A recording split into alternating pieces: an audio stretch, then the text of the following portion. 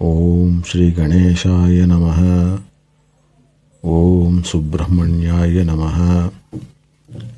ओम श्री रामचंद्राय नमः।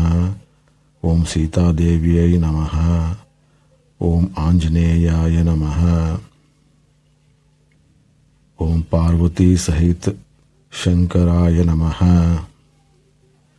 श्री सीतारामचंद्राभ्याम नमः।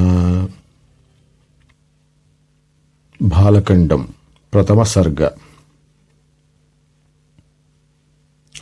नारद जी वाल्मीकि मुनि को संक्षेप से श्री रामचरित्र सुनाना।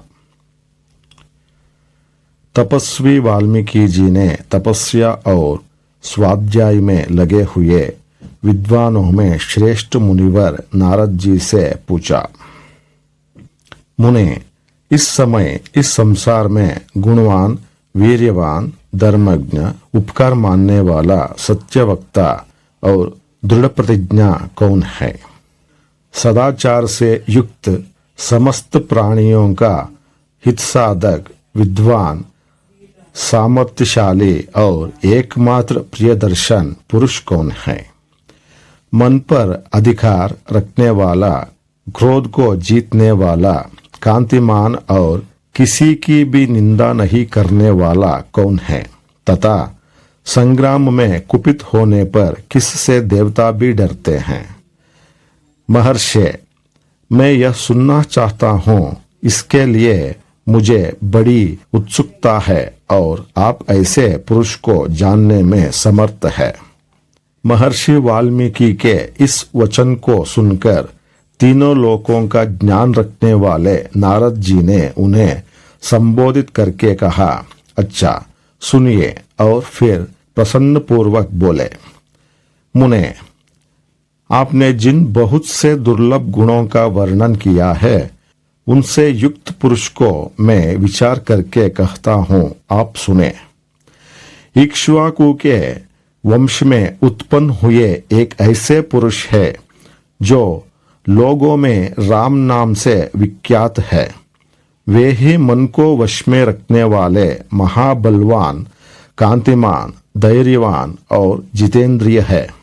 वे बुद्धिमान, नीतिज्ञ, वक्ता, शोभायमान तथा शत्रु संहारक है। उनके कंधे मोटे और भुजाएं बड़ी बड़ी हैं। ग्रीवा शंख के समान और तोड़ी मांसल है। उनकी छाती चौड़ी तथा धनुष बड़ा है। गले के नीचे की हड्डी मांस से चिपी हुई है। वे शत्रुओं का दमन करने वाले हैं। भुजाएं घुटने तक लंबी है। मस्तक सुंदर है। ललाट भव्य और चाल मनोहर है। उनका शरीर अधिक ऊंचा या नाटा न होकर मध्यम और सुडौल है। देह का रंग चिकना है। वे बड़े प्रतापी है। उनका वक्षस्थल भरा हुआ है। आंखें बड़ी बड़ी है। वे शोभायमान और शुभ लक्षणों से संपन्न हैं। धर्म के ज्ञाता, सत्य प्रतिज्ञ तथा प्रजा के हित साधन में लगे रहने वाले हैं। वे यशस्वी, ज्ञानी, पवित्र, जितेंद्रिय और मन को एकाग्र रखने वाले हैं। प्रजापति के समान पालक, श्री संपन्न, वैरी विध्वंसक और जीवों तथा धर्म के रक्षक है। स्वधर्म और स्वजनों के पालक, वेद वेदांगों के तत्ववेत्ता तथा धनुर्वेद में प्रवीण है। वे अखिल शास्त्रों के तत्वज्ञ, स्मरण शक्ति से युक्त और प्रतिभा संपन्न है। अच्छे विचार और उदार हृदय वाले वे श्री रामचंद्र जी बातचीत करने में चतुर तथा समस्त लोकों के प्रिय है। जैसे नदियां समुद्र में मिलती है, उसी प्रकार सदा राम से साधु पुरुष मिलते रहते हैं। वे आर्य एवं सब में समान भाव रखने वाले हैं। उनका दर्शन सदा ही प्रिय मालूम होता है। संपूर्ण गुणों से युक्त वे श्री रामचंद्र जी अपनी माता कौशल्या के आनंद बढ़ाने वाले हैं। गंभीरता में समुद्र और धैर्य में हिमालय के समान हैं। वे विष्णु भगवान के समान बलवान है। उनका दर्शन चंद्रमा के समान मनोहर प्रतीत होता है। वे क्रोध में कालाग्नि के समान और क्षमा में पृथ्वी के सदृश है। त्याग में कुबेर और सत्य में द्वितीय धर्मराज के समान है।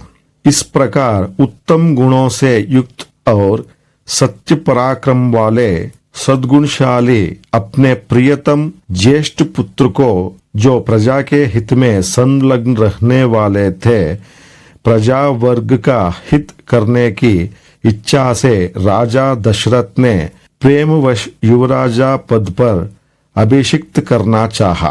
तदनंतर राम के राज्याभिषेक की तैयारियां देखकर रानी कैकेयी ने, जिसे पहले ही वर दिया जा चुका था, राजा से यह वर मांगा कि राम का निर्वासन और भरत का राज्याभिषेक हो। राजा दशरथ ने सत्य वचन के कारण धर्म बंधन में बंधकर प्यारे पुत्र राम को वनवास दे दिया। कैकेयी का प्रिय करने के लिए पिता की आज्ञा के अनुसार उनकी प्रतिज्ञा का पालन करते हुए वीर रामचंद्र वन को चले। तब सुमित्रा के आनंद बढ़ाने वाले विनयशील लक्ष्मण जी ने भी, जो अपने बड़े भाई राम को बहुत ही प्रिय थे, अपने सुबंधुत्व का परिचय देते हुए स्नेहवश वन को जाने वाले बंधुवर राम का अनुसरण किया। और जनक के कुल में उत्पन्न सीता भी, जो अवतीर्ण हुई देवमाया की भांति सुंदरी, समस्त शुभ लक्षणों से विभूषित, स्त्रियों में उत्तम, राम के प्राणों के समान प्रियतमा पत्नी तथा सदा ही पति का हित चाहने वाली थी, रामचंद्र जी के पीछे चली, जैसे चंद्रमा के पीछे रोहिणी चलती है। उस समय पिता दशरथ ने अपना सारथी भेजकर और पूर्ववासी मनुष्यों ने स्वयं साथ जाकर दूर तक उनका अनुसरण किया। फिर श्रृंगवेरपुर में गंगा तट पर अपने प्रिय निषाद राज गुह के पास पहुंचकर धर्मात्मा श्री रामचंद्र जी ने सारथी को अयोध्या के लिए विदा कर दिया। निषाद राज गुह, लक्ष्मण और सीता के साथ राम, ये चारों एक वन से दूसरे वन में गए। मार्ग में बहुत जलों वाली अनेकों नदियों को पार करके भरद्वाज के आश्रम पर पहुंचे और गुह को वहीं छोड़ा। भरद्वाज मुनि की आज्ञा से चित्रकूट पर्वत पर गए। वहां वे तीनों देवता और गंधर्वों के समान वन में नाना प्रकार की लीलाएं करते हुए एक रमणीय पर्णकुटी बनाकर उसमें सानंद रहने लगे। राम के चित्रकूट चले जाने पर पुत्र शोक से पीड़ित राजा दशरथ उस समय पुत्र के लिए उसका नाम ले लेकर विलाप करते हुए स्वर्गगामी हुए। उनके स्वर्गगमन के पश्चात वशिष्ठ आदि प्रमुख ब्राह्मणों द्वारा राज्य संचालन के लिए नियुक्त किए जाने पर भी महाबलशाली वीर भरत ने राज्य की कामना न करके पूज्य राम को प्रसन्न करने के लिए वन को ही प्रस्थान किया। वहां पहुंचकर सद्भावना युक्त भरत जी ने अपने बड़े भाई सत्य पराक्रमी महात्मा राम से याचना की और यो कहा, धर्मज्ञ आप ही राजा हो। परंतु महान यशस्वी परम उदार प्रसन्न मुख महाबली राम ने भी पिता के आदेश पालन करते हुए राज्य की अभिलाषा न की और उन भरताग्रज ने राज्य के लिए न्यास रूप में अपनी खड़ाऊ भरत को देकर उन्हें बार बार आग्रह करके लौटा दिया। अपनी अपूर्ण इच्छा को लेकर ही भरत ने राम के चरणों का स्पर्श किया और राम के आगमन की प्रतीक्षा करते हुए वे नंदीग्राम में राज्य करने लगे। भरत के लौट जाने पर सत्य प्रतिज्ञा जितेंद्रिय श्रीमान राम ने वहां पर पुनः नागरिक जनों का आना जाना देखकर उनसे बचने के लिए एकाग्र भाव से दंडकारण्य में प्रवेश किया। उस महान वन में पहुंचने पर कमल लोचन राम ने विराट नामक राक्षस को मारकर शर्बंग, सुतीक्ष्ण, अगस्त्य मुनि तथा अगस्त्य के भ्राता का दर्शन किया। फिर अगस्त्य मुनि के कहने से उन्होंने ऐन्द्र धनुष, एक खड्ग और 2 तूणीर जिनमें बाण कभी नहीं गड़ते थे, प्रसन्नता पूर्वक ग्रहण किया।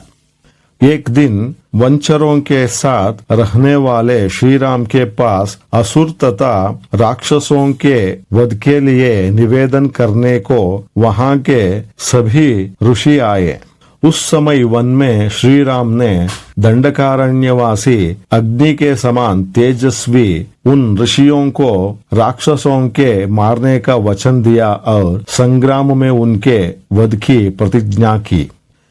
वहां ही रहते हुए श्री राम ने इच्छानुसार रूप बनाने वाली जनस्थान निवासिनी शूर्पणखा नाम की राक्षसी को लक्ष्मण के द्वारा उसकी नाक कटाकर कुरूप कर दिया। तब शूर्पणखा के कहने से चढ़ाई करने वाले सभी राक्षसों को और खरदूषण, त्रिशिरा तथा पृष्ठपोषक असुरों को राम ने युद्ध में मार डाला। उस वन में निवास करते हुए उन्होंने जनस्थानवासी 14,000 राक्षसों का वध किया। तदनंतर अपने कुटुंब का वध सुनकर रावण नामक राक्षस क्रोध से मूर्छित हो उठा और उसने मारीच राक्षस से सहायता मांगी। यद्यपि मारीच ने यह कहकर कि रावण, उस बलवान राम के साथ तुम्हारा विरोध ठीक नहीं है, रावण को अनेकों बार मना किया, परंतु काल की प्रेरणा से रावण ने मारीच के वाक्यों को टाल दिया और उसके साथ ही राम के आश्रम पर गया। मायावी मारीच के द्वारा उसने दोनों राजकुमारों को आश्रम से दूर हटा दिया और स्वयं राम की पत्नी सीता का अपहरण कर लिया। जाते समय मार्ग में विघ्न डालने के कारण उसने जटायु नामक गृध्र का वध किया। तत्पश्चात जटायु को आहत देखकर और उसी के मुख से सीता का हरण सुनकर रामचंद्र जी शोक से पीड़ित होकर विलाप करने लगे।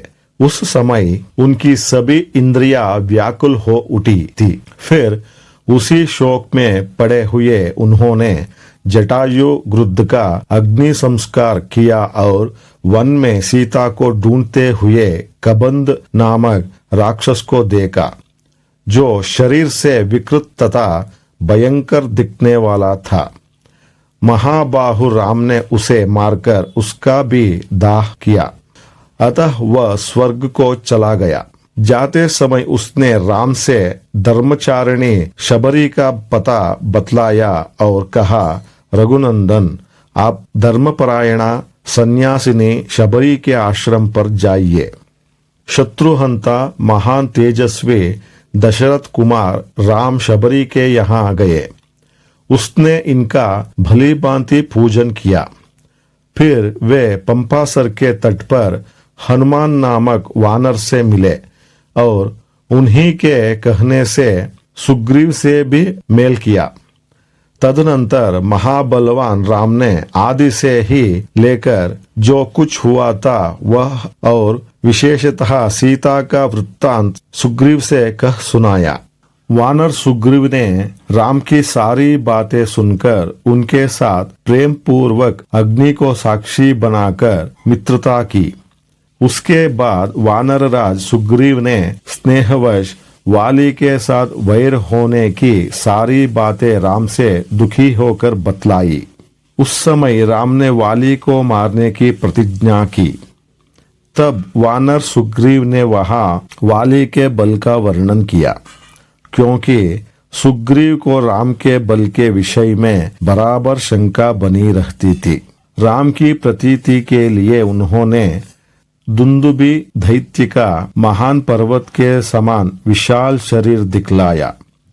महाबली महाबाहु श्री राम ने तनिक मुस्कुराकर उस अस्थि समूह को देखा और पैर के अंगूठे से उसे 10 योजन दूर फेंक दिया। फिर एक ही महान बाण से उन्होंने अपना विश्वास दिलाते हुए 7 ताल वृक्षों को और पर्वत तथा रसातल को बींद डाला। तदनंतर राम के इस कार्य से महाकपि सुग्रीव मन ही मन प्रसन्न हुए और उन्हें राम पर विश्वास हो गया। फिर वे उनके साथ किष्किंधा गुहा में गए। वहां पर सुवर्ण के समान पिंगल वर्ण वाले वीरवर सुग्रीव ने गर्जन की। उस महानाद को सुनकर वानरराज वाली अपनी पत्नी तारा को आश्वासन देकर तत्काल घर से बाहर निकला और सुग्रीव से भिड़ गया। वहां राम ने वाली को एक ही बाण से मार गिराया। सुग्रीव के कथनानुसार उस संग्राम में वाली को मारकर उसके राज्य पर राम ने सुग्रीव को ही बिठा दिया। तब उन वानर राज ने भी सभी वानरों को बुलाकर जानकी का पता लगाने के लिए उन्हें चारों दिशाओं में भेजा। तत्पश्चात संपाति नामक गृध्र के कहने से बलवान हनुमान जी 100 योजन विस्तार वाले क्षार समुद्र को खोदकर लांग गए। वहां रावण पालित लंकापुरी में पहुंचकर उन्होंने अशोक वाटिका में सीता को चिंतामग्न देखा। तब विदेह नंदिनी को अपनी पहचान देकर राम का संदेश सुनाया और उन्हें सांत्वना देकर उन्होंने वाटिका का द्वार तोड़ डाला। फिर 5 सेनापतियों और 7 मंत्री कुमारों की हत्या कर वीर अक्षय कुमार का भी कचूमर निकाला। इसके बाद वे जानबूझकर पकड़े गए। ब्रह्मा जी के वरदान से अपने को ब्रह्मपाश से छूटा हुआ जानकर भी वीर हनुमान जी ने अपने को बांधने वाले उन राक्षसों का अपराध स्वेच्छानुसार सह लिए। तत्पश्चात मिथिलेश कुमारी सीता के स्थान के अतिरिक्त समस्त लंका को जलाकर वे महाकपि हनुमान जी राम को प्रिय संदेश सुनाने के लिए लंका से लौट आए। अपरिमित बुद्धिशाली हनुमान जी ने वहां महात्मा राम की प्रदक्षिणा करके यो सत्य निवेदन किया, मैंने सीता जी का दर्शन किया है। इसके अनंतर सुग्रीव के साथ भगवान राम ने महासागर के तट पर जाकर सूर्य के समान तेजस्वी बाणों से समुद्र को क्षुब्ध किया। तब नदीपति समुद्र ने अपने को प्रकट कर दिया। फिर समुद्र के ही कहने से राम ने नल से फूल निर्माण कराया। उसी पुल से लंकापुरी में जाकर रावण को मारा। फिर सीता के मिलने पर राम को बड़ी लज्जा हुई। तब भरी सभा में सीता के प्रति वे मर्मभेदी वचन कहने लगे। उनकी इस बात को न सह सकने के कारण साध्वी सीता अग्नि में प्रवेश कर गई। इसके बाद अग्नि के कहने से उन्होंने सीता को निष्कलंक माना। महात्मा रामचंद्र जी के इस महान कर्म से देवता और ऋषियों सहित चराचर त्रिभुवन संतुष्ट हो गया। फिर सभी देवताओं से पूजित होकर राम बहुत ही प्रसन्न हुए और राक्षस राज विभीषण को लंका के राज्य पर अभिषिक्त करके कृतार्थ हो गए। उस समय निश्चिंत होने के कारण उनके आनंद का ठिकाना न रहा। यह सब हो जाने पर राम देवताओं से वर पाकर और मरे हुए वानरों को जीवन दिलाकर अपने सभी साथियों के साथ पुष्पक विमान पर चढ़कर अयोध्या के लिए प्रस्थित हुए। भरद्वाज मुनि के आश्रम पर पहुंचकर सबको आराम देने वाले सत्य पराक्रमी राम ने भरत के पास हनुमान को भेजा।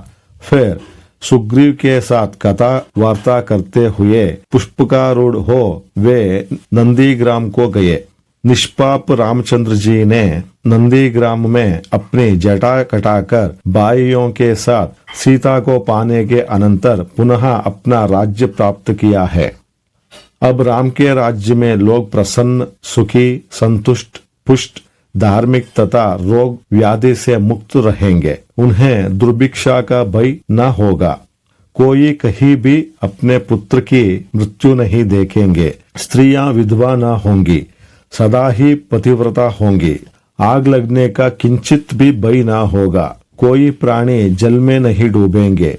वात और ज्वर का भय थोड़ा भी नहीं रहेगा। शुदा तथा चोरी का डर भी जाता रहेगा। सभी नगर और राष्ट्र धन धान्य संपन्न होंगे। सतयुग की भांति सभी लोग सदा प्रसन्न रहेंगे। महायशस्वी राम बहुत से सुवर्णों की दक्षिणा वाले 100 अश्वमेध यज्ञ करेंगे। उनमें विधि पूर्वक विद्वानों को 10,000 करोड़ गौ और ब्राह्मणों को अपरिमित धन देंगे तथा 100 गुने राजवंशों की स्थापना करेंगे।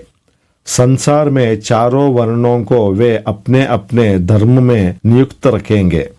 फिर 11,000 वर्ष तक राज्य करने के अनंतर श्री रामचंद्र जी अपने परम धाम को पधारेंगे। वेदों के समान पवित्र, पापनाशक और पुण्यमय इस रामचरित्र को जो पढ़ेगा वह सब पापों से मुक्त हो जाएगा। आयु बढ़ाने वाली इस रामायण कथा को पढ़ने वाला मनुष्य मृत्यु के अनंतर पुत्र, पौत्र तथा अन्य परिजन वर्ग के साथ ही स्वर्गलोक में प्रतिष्ठित होगा। इसे ब्राह्मण पढ़े तो विद्वान हो, क्षत्रिय पढ़ता हो तो पृथ्वी का राज्य प्राप्त करे, वैश्य को व्यापार में लाभ हो और शूद्र भी प्रतिष्ठा प्राप्त करे। इस प्रकार श्री वाल्मीकि निर्मित आश्र रामायण आदि काव्य के बालकांड में पहला सर्ग पूरा हुआ। दोस्तों, अगले वीडियो में आगे का रामकथा सुनेंगे। हमारे साथ जुड़े रहिए। धन्यवाद।